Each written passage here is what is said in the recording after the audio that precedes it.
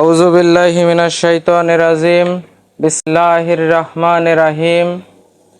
আদম আলাইহিস সালাম হতে হযরত মুহাম্মদ সাল্লাল্লাহু আলাইহি ওয়াসাল্লাম এবং যত পীর আউলিয়া গাউস কুতুব সকলের পায়ে ভক্তি রেখে আজকে কিছু আলোচনা করার চেষ্টা করব। যে বিষয়টা হলো আমাদের বর্তমান সমাজে কোরআন সুন্নাহ বিরোধী যে আইন এর জন্য চেষ্টা করা হইতেছে, সেই বিষয়ে আজকে কিছু আলোচনা রাখার চেষ্টা করব। আমাদের বাংলাদেশ সোনার বাংলা, যে বাংলার জমিনে আল্লাহর ওলিরা ঘুমিয়ে আছে। বাংলাদেশের 64টা ডিস্ট্রিক্টের এমন কোনো ডিস্ট্রিক্ট নাই যে আমার আল্লাহওয়ালা ব্যক্তি, আল্লাহর ওলি তারা না আছে।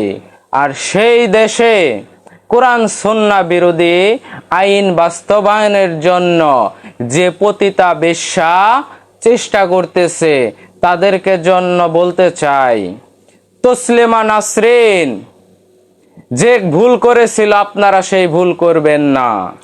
তসলিমা নাসরিন বলেছিল, আমার পেট, আমি যেখান থেকে পারি সেখান থেকে সন্তান নেব। সেই তসলিমা নাসরিন বাংলার জমিন থেকে বোরকা পরে ভারতে পালিয়েছিল। আজ বর্তমানে নারী নীতিমালা, নারী সংস্কারের নামে যে আইনের কথা সরকারের কাছে উপস্থাপন করা হয়েছে, তসলিমা নাসরিনের থেকে নিকৃষ্ট যে নারীরা বেশ্যাবৃত্তিকে সরকারি আইন হিসেবে পাশ করার জন্য চেষ্টা করতেছে, যে নারীরা কোরআনে আল্লাহ পাক বলে দিয়েছে ছেলে পাবে দ্বিগুণ, মেয়ে পাবে এক গুণ, সেই জায়গায় সমান অধিকার এর চেষ্টা করতেছে। সংসারের কাজ, নারী পুরুষ সমান অধিকার, এই যে নারীরা যে সংস্কারের কথা সরকারকে উপস্থাপন করেছে, এই নারীদেরকেও তসলিমা নাসরিনের মতো বাংলাদেশ থেকে বিতাড়িত করতে হবে।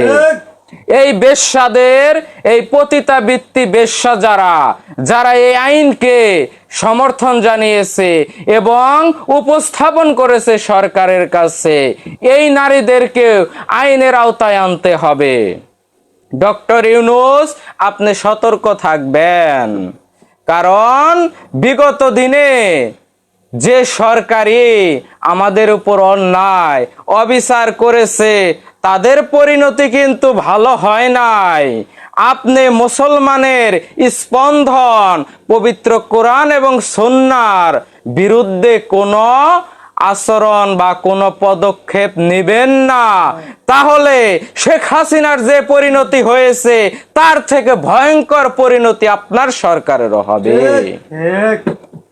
সেহেতু এই যে বেশ্যারা যে পতিতাবৃত্তিকে যৌন কর্মী হিসেবে ঘোষণা করতে চায়, আমার মা বোনেরা যারা নাকি চরিত্রবান সৎ চরিত্র নিয়ে জীবন যাপন করে, সেই নারীরা বেশ্যাগিরি করবে, পতিতাগিরি করবে। স্বামী স্ত্রীর সম্পর্কের মধ্যে স্বামী স্ত্রী কিভাবে স্বামী স্ত্রীকে ধর্ষণ করবে? এই যে মাথা খারাপ বেশ্যারা যে বলেছে যে স্ত্রীর উপরে যদি স্বামীর অধিকার প্রয়োগ করে সেটা হবে ধর্ষণ। আর পতিতা যারা, তারা হবে যৌনকর্মী, মানে কি গার্মেন্টস কর্মী। গার্মেন্টসে মা বোনেরা চাকরি করে, সেই রকম মর্যাদা বেশ্যাদেরকে দেওয়ার জন্য বলেছে।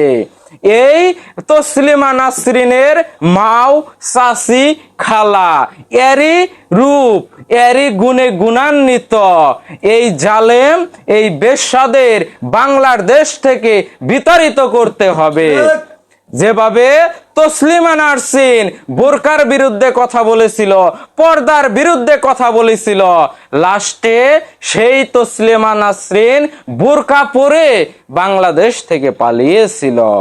আজকে যে পতিতা নারীরা, যে বেশ্যা নারীরা এই বেশ্যাবৃত্তির পক্ষে কথা বলতেছে, নারীদের সমান অধিকারের কথা বলতেছে, এই নারীদেরকেও এই বাংলার জমিন থেকে বিতাড়িত করতে হবে।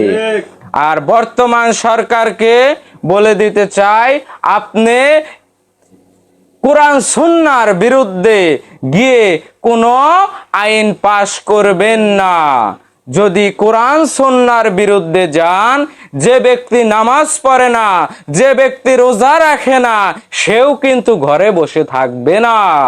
যেরকম ভাবে বিগত স্বৈরাচারদের পতন হয়েছে, ঠিক কোরআন সুন্নাহ বিরুদ্ধে যদি কোন আইন পাশ করেন, পশ্চিমা বিশ্বের ভারতের দালাল হিসেবে বাংলাদেশের মা বোনদের ইজ্জত নিয়ে আমাদের মুসলিম অধ্যুষিত দেশ এবং কোরআন সুন্নাহ নিয়ে যদি ছিনিমিনি খেলেন, তাহলে আপনারও তার থেকে ভয়ঙ্কর পরিণতি হবে।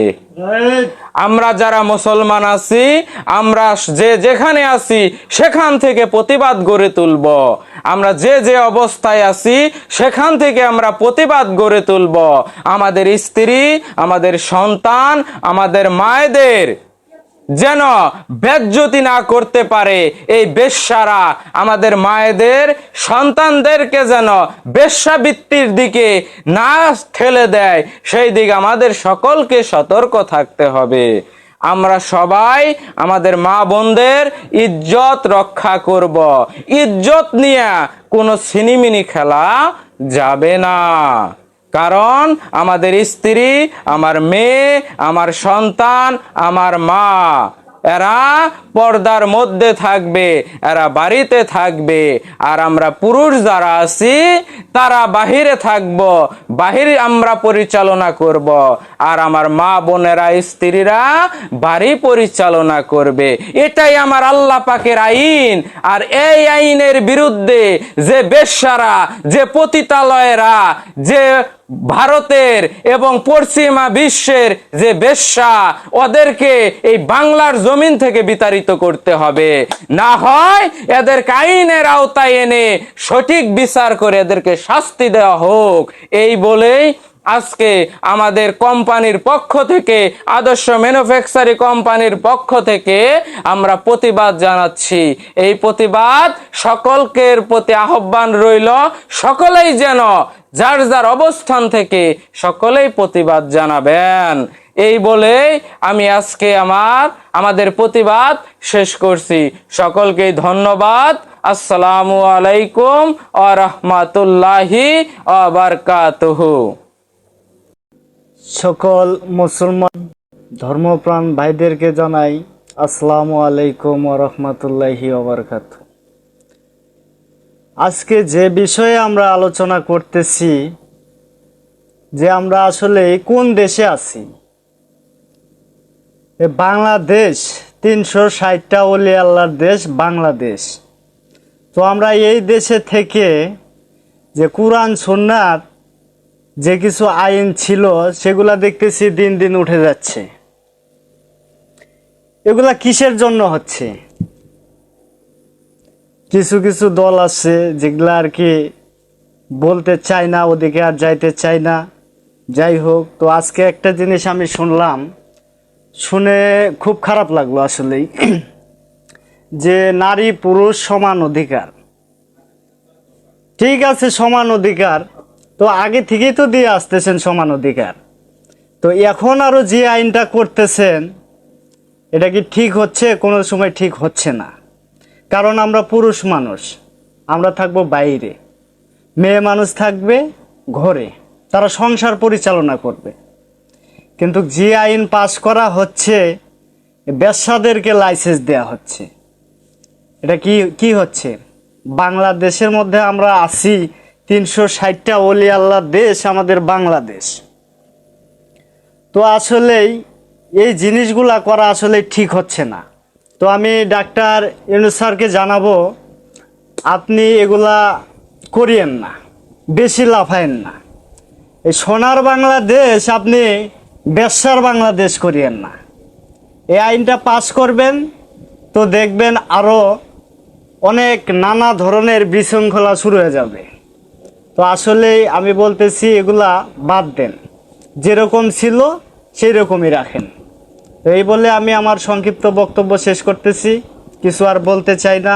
তো সবাইকে অনুরোধ করব, আপনারা কেউ এই বিষয়ে সাপোর্ট দিবেন না। আসসালামু আলাইকুম। আসসালামু আলাইকুম।